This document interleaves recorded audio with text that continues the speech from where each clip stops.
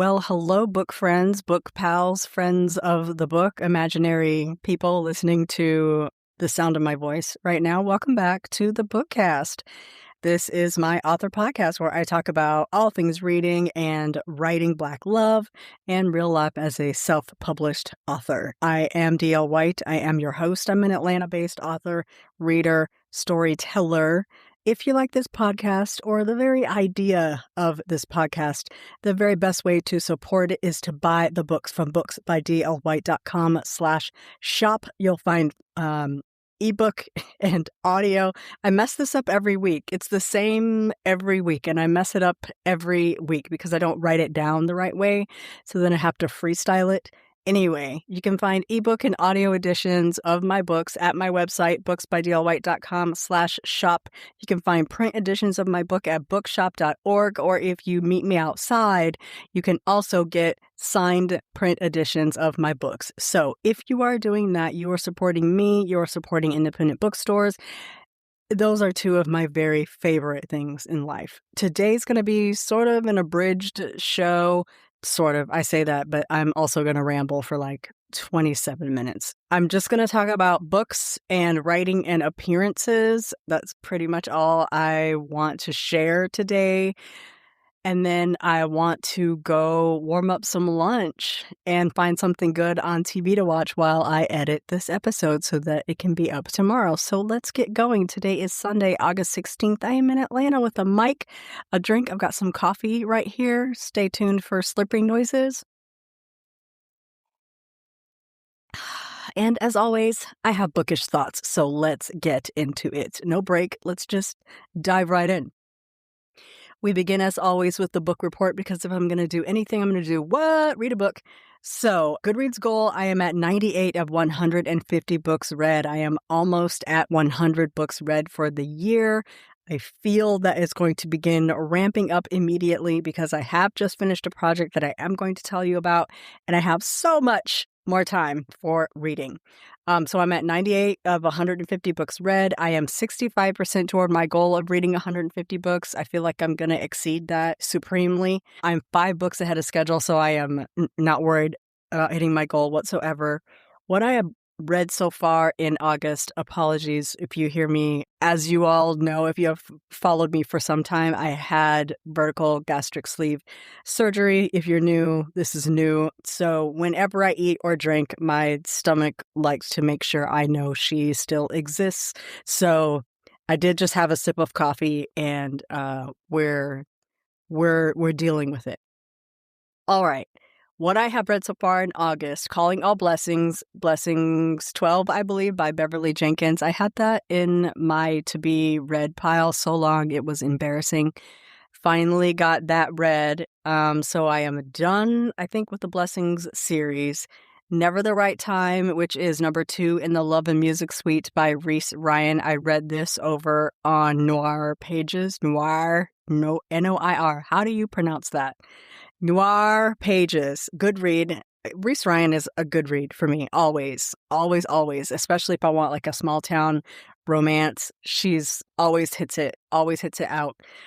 So I read that, and then I read One Split Second, which is Tracy Crosswhite's number 12 by Robert Dugoni. Very good. I think I gave it 4 stars. Just when I thought Tracy Crosswhite was on her way out, Robert brings her back around. I did not really so much enjoy the last Crosswhite novel, but aside from his standalones, the Crosswhite series and the Kira Duggan series, like Dugoni is hitting them out of the park.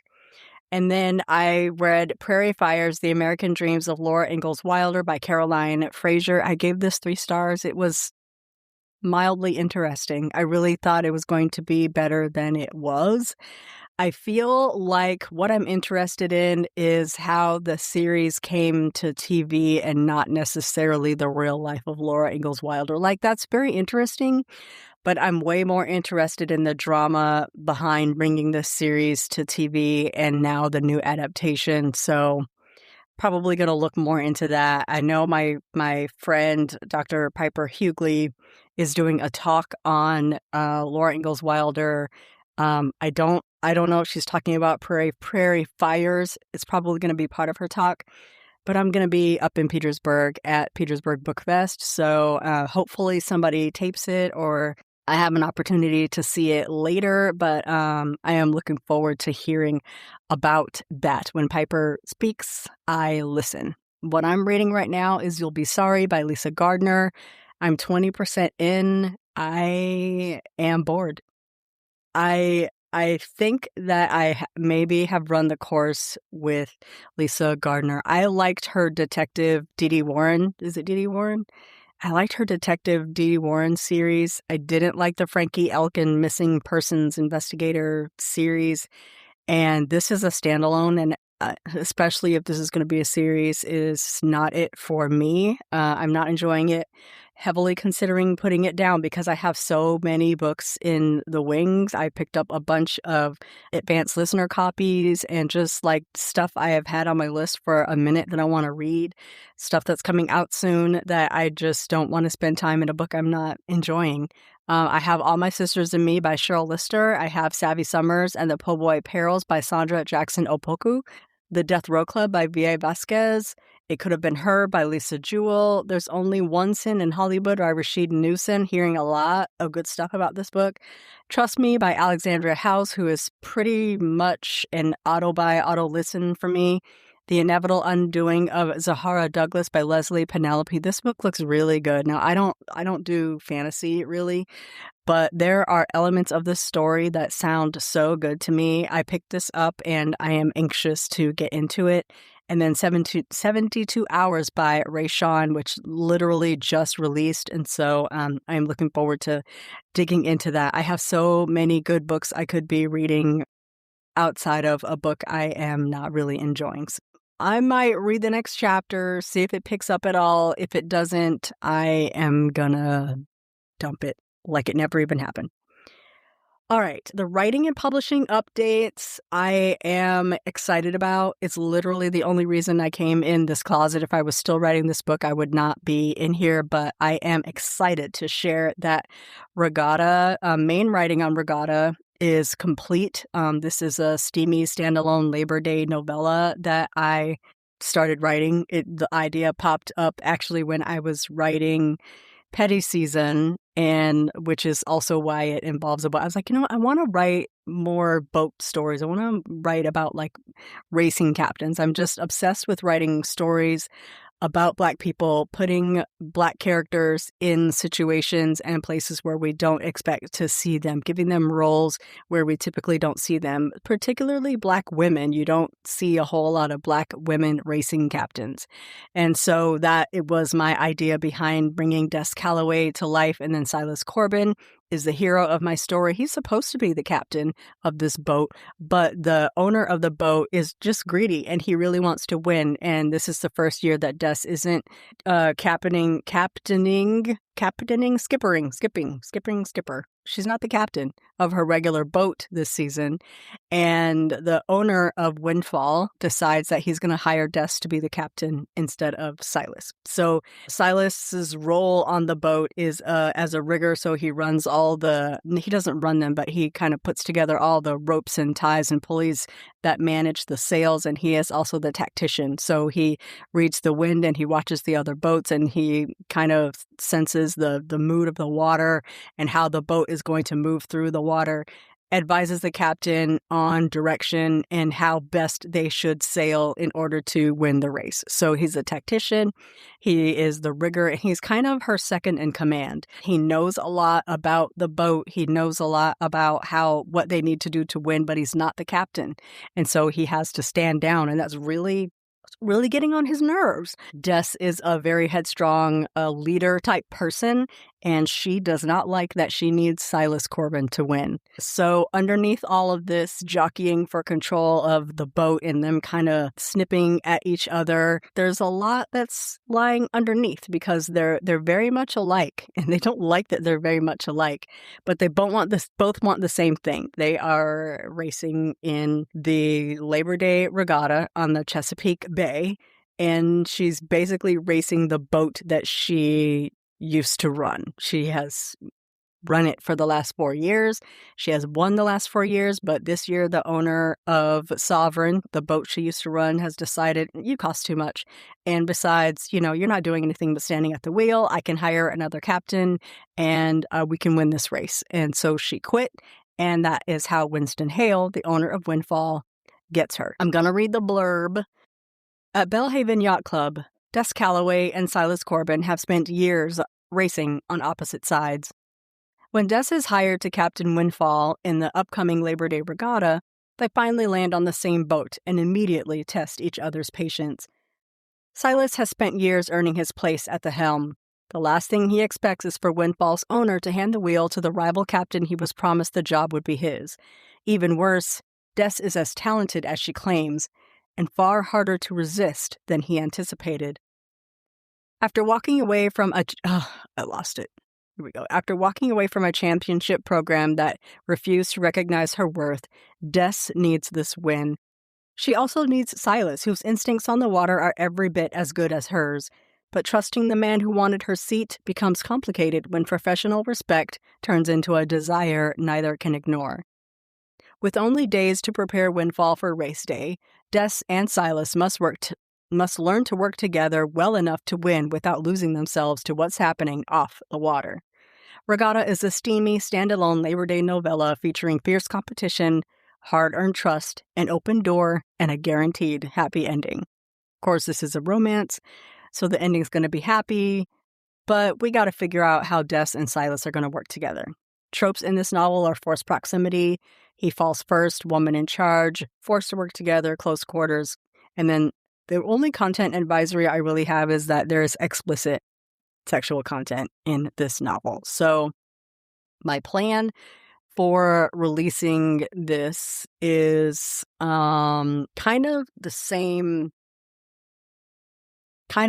as it always is. It's going to go live on my website on August 24th. Newsletter subscribers will get that link probably late on the 23rd. It will also go live on Noir Pages on August 24th. I'm going to set it up for retail sites on Friday, August 28th. That gives you a full week to read it before anybody on Amazon, Barnes & Noble, Apple Books, Kobo, etc. gets a hold of it. And then it will be live August 28th everywhere else. And then I'm holding up on putting it up on Goodreads because they mess up my name every time. The name that comes over when I put a book up on Amazon and the name that I use to load up books on Goodreads are two different names. So I'm going to wait until the book pubs on Amazon, and that is the link that I'm going to use for everybody to follow it. And then I have to, behind the scenes, ask Goodreads to add that to my author account over there. So, yeah, I'd be over at Goodreads because who do you think manages the books over there? Me. So that is how that game is going to be played. After Regatta releases, I'm going to take a break until later in the year. I do have some things that I want to start working on for 2027. Anything I release in 2027, I have to start in 2026, particularly fall and winter. I need time to write it so that it can be done in time for me to get it to my editor for us to do our full pass. It's 2 passes with the editor, which is at least a month. So I don't want to rush. I want to have plenty of time to get it and do all my neurotic pre-editor things before I turn it over to my editor, and then so it can be done. I do want to have something new for Black Romance Book Fest. We'll talk about that in a little bit.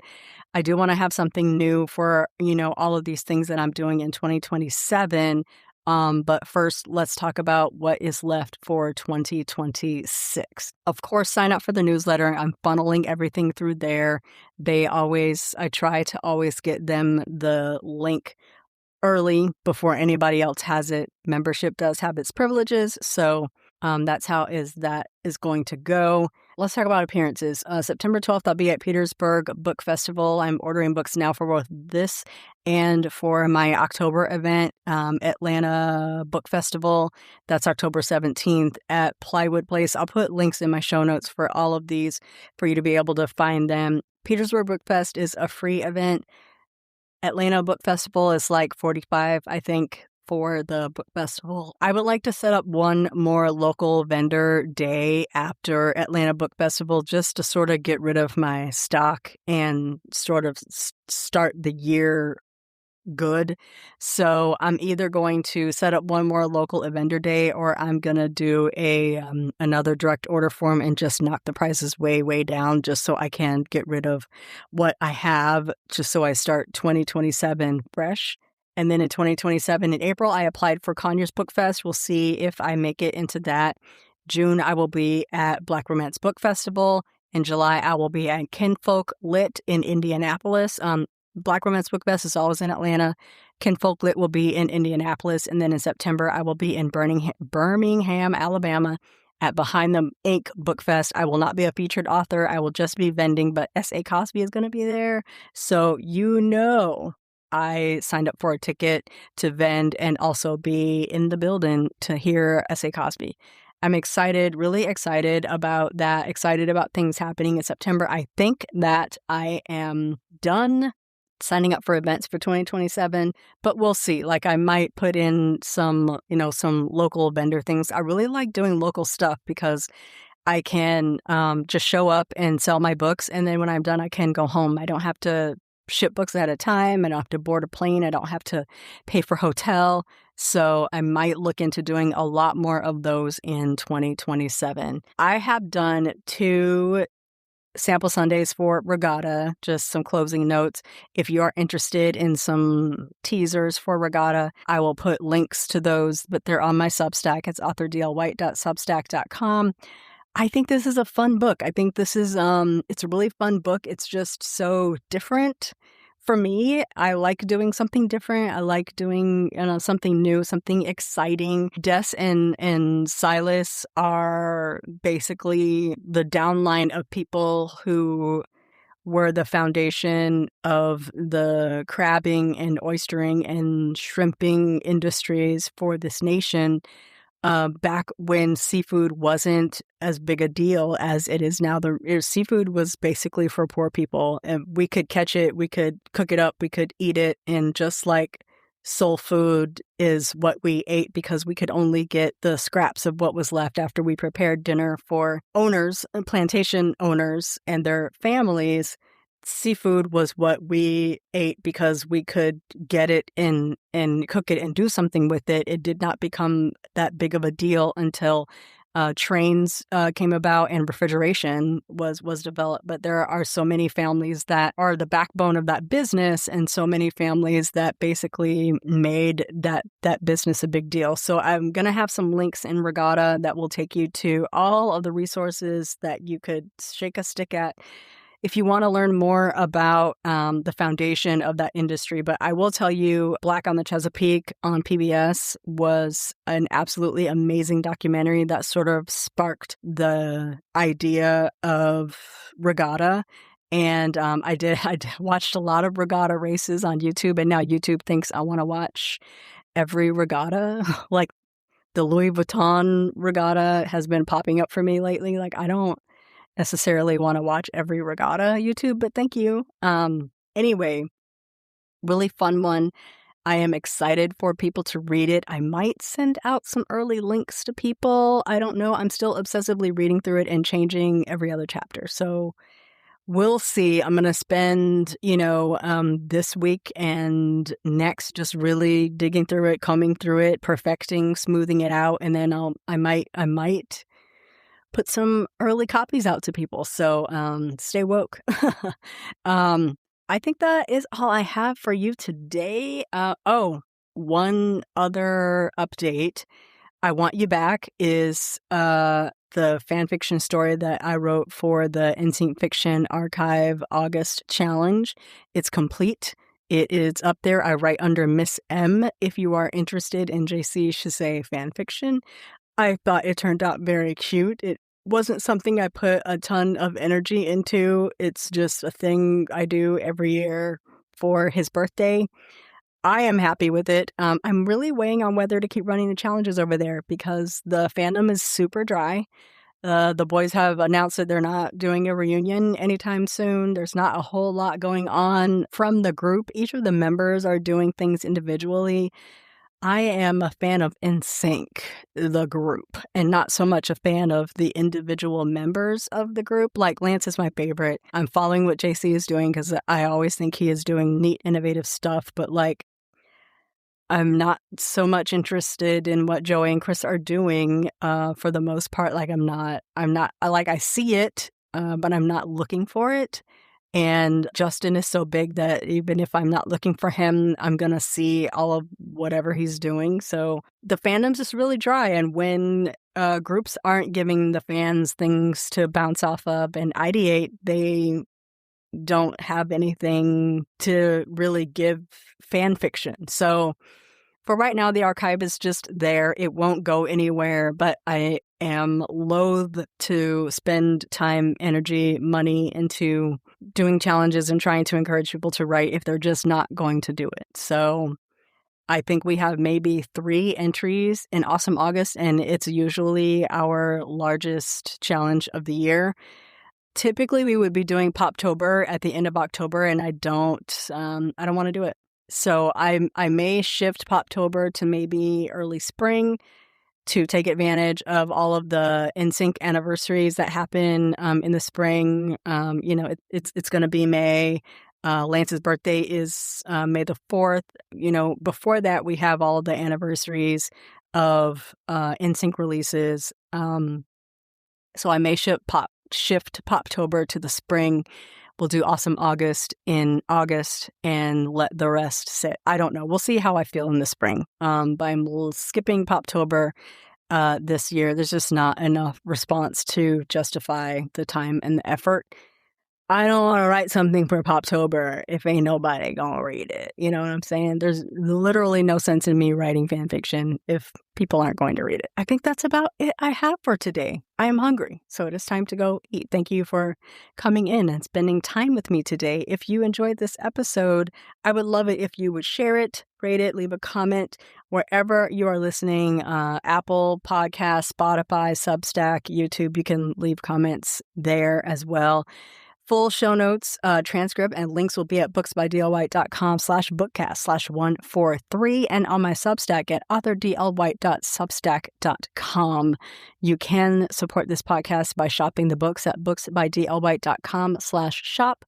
You can buy me a coffee at buymeacoffee.com/booksbydlwhite. And you can find all of the links you will ever need at booksbydlwhite.com/link in bio. A big thanks to my monthly supporters who are basically keeping this podcast alive. Keep this mic turned on. I thank you so much for your generosity and for your support.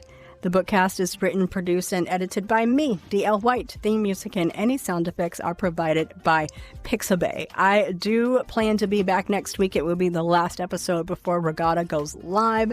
Let me know if you would like to hear a live sample on the show. That could be fun. Until then, be well. Read something good. Put it into your face. And I'll talk to you soon. Bye-bye.